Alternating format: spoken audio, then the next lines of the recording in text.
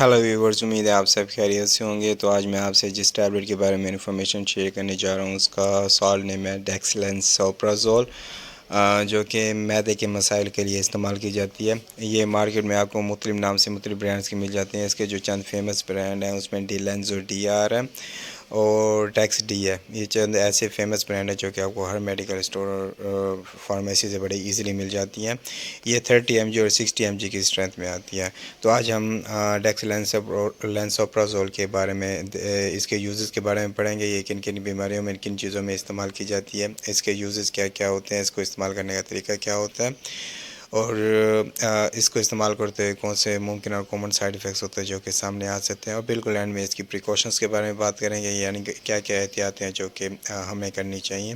ये सब कुछ इस वीडियो में बताने जा रहा हूँ, तो मेरी वीडियो आप एंड तक ज़रूर देखिएगा। सबसे पहले मैं उन लोगों से रिक्वेस्ट करना चाहूँगा जो मेरे चैनल पर नए हैं तो प्लीज़ मेरे चैनल को सब्सक्राइब कीजिए और बेल आइकन के बटन को ज़रूर दबाएँ ताकि इस तरह की जितनी भी इंफॉर्मेटिव वीडियोज़ होती हैं वो सबसे पहले आप तक पहुँच सकें। Thank you. डेक्सलेंसोप्राज़ोल जो कि एक प्रोटॉन पंप इनहिबिटर्स है, इसका ताल्लुक सेम उसी ग्रुप के मेडिकेशन से है जिसका ताल्लुक ओमेप्राज़ोल से है। यानी ओमेप्राज़ोल और डेक्सलेंसोप्राज़ोल इनका ताल्लुक प्रोटॉन पंप इनहिबिटर से है और ये ऐसी मेडिसिन है जो कि प्रोटॉन पंप इनहिबिटर्स कराती हैं। और इनका काम ये होता है, ये मैदे में जो ज़्यादा तेज़ाबियत है, एसिड ज़्यादा प्रोड्यूस हो रहा होता है तो उसके रिलीज़ को या एसिड के मिकदार को कम करने में बहुत अहम किरदार अदा करती हैं।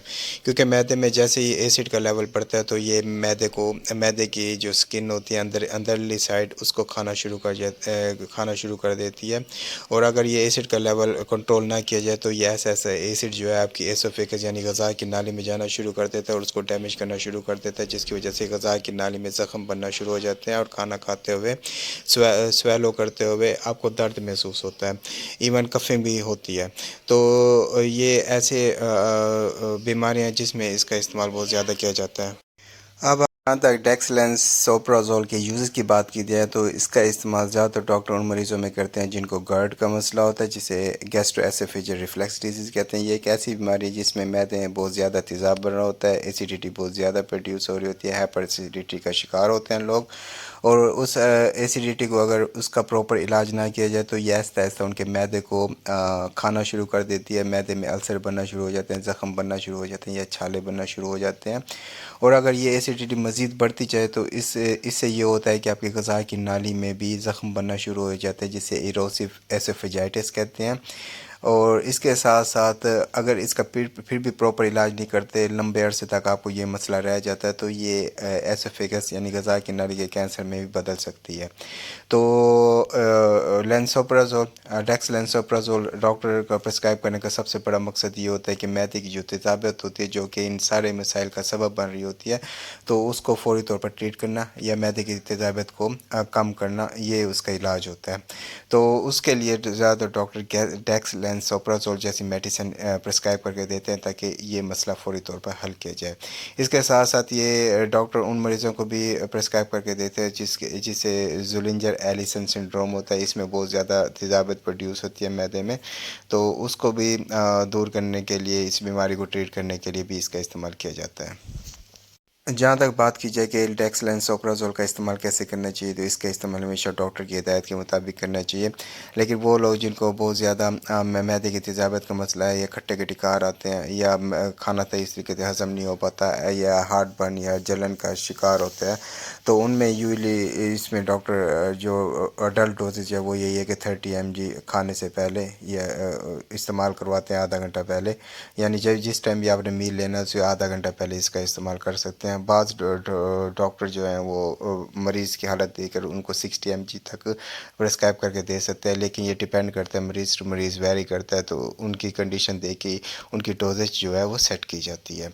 तो इसको इस्तेमाल करने से पहले कोशिश करें अपने डॉक्टर से लाजमी कंसल्ट कर लें। डेक्सलेंसोप्राज़ोल टैबलेट या कैप्सूल इस्तेमाल करते हुए कुछ मुमकिन और कॉमन साइड इफ़ेक्ट्स सामने आ सकते हैं। और मुमकिन और कॉमन साइड इफ़ेक्ट्स में ये है कि आप में नोज़िया वोमिटिंग कर सकती है, पेट में दर्द हो सकता है। इसके साथ साथ इसको इस्तेमाल करते हुए देखा गया है कि आपके जो जॉइंट में है वो पेन वगैरह हो सकता है और बॉडी पर या चेहरे पर रैशेज़ आना शुरू हो सकते हैं। اور میگنیشیم کے لیول بھی کم ہو سکتا ہے. اس کے ساتھ ساتھ مسل سپازم یعنی کہ پٹھوں میں بھی کمزوری کا سبب بن سکتی ہے. تو یہ چند ایسے ممکن اور کامن سائیڈ افیکٹس ہیں جو کہ ڈیکسلینسوپرازول استعمال کرتے ہوئے سامنے آ سکتے ہیں. جہاں تک ڈیکسلینسوپرازول کی پریکاشن یا وارننگ کے بارے میں بات کی جائے تو اس میں سب سے پہلے وہ لوگ جن کو پروٹون پمپ انہیبیٹر سے کسی بھی قسم کی الرجی ہے تو ان لوگوں کو چاہیے وہ اس ٹیبلٹ کا استعمال بالکل نہ کریں، کیونکہ یہ ان میں الرجی ریئیکشن کر سکتی ہے، جس میں یہ ہو سکتا ہے کہ آپ کے چہرے پر، آپ کی باڈی پر سوجن یا ایچنگ وغیرہ بہت زیادہ اسٹارٹ ہو سکتی ہے. اس کے ساتھ ساتھ وہ لوگ جن کو لیور کا مسئلہ ہے یا جگر کی کوئی بیماری ہے تو ان لوگوں کو چاہیے اس کا استعمال کرنے سے پہلے اپنے ڈاکٹر سے لازمی مشورہ کریں، کنسلٹ کریں، اس کے بعد اس کا استعمال کریں. اس کے ساتھ ساتھ وہ فیمیل جو پریگننٹ ہیں یا بریسٹ فیڈنگ کرا رہے ہیں ان کو چاہیے اس کا استعمال کرنے سے پہلے اپنے ڈاکٹر سے لازمی مشورہ کر لیں. اس کے ساتھ ساتھ وہ لوگ جن کی عمر بہت زیادہ ہے یعنی کہ بڑھاپے کی طرف چلے گئے ہیں یعنی کہ 50+ جن کی ایج ہے تو ان لوگوں کو چاہیے وہ اس ٹیبلٹ کا استعمال ڈاکٹر سے کنسلٹ کریں، کیونکہ اس ٹیبلٹ کے استعمال کرنے سے ہڈیاں کمزور ہوتی ہیں جس کی وجہ سے فریکچر ہونے کے خدشے بڑھ جاتے ہیں. اس کا استعمال ان بچوں میں ہرگز نہیں کیا جاتا جن کی عمر 2 سال سے کم ہوتی ہے. ڈیکسلینسوپرازول کا استعمال اگر 3 سال سے زیادہ مسلسل کیا جائے تو یہ آپ میں وٹامن B12 کی کمی کر سکتی ہے. تو اس کو لیتے ہوئے کوشش کریں کہ وٹامن B12 کی سپلیمنٹ لیں، کیلشیم کے سپلیمنٹ لیں تاکہ آپ کو وٹامن B12 کی کمی نہ ہو اور ہڈیوں کی کمزوری نہ ہو. تو یہ چند ایسی پریکاشنز وارننگ ہے جو کہ آپ کو بتانا بہت ضروری تھا. تو امید ہے آپ کو میری ویڈیو پسند آئی ہوگی. میرے چینل کو سبسکرائب کرنا بالکل نہیں بھولیں گے. Thank you.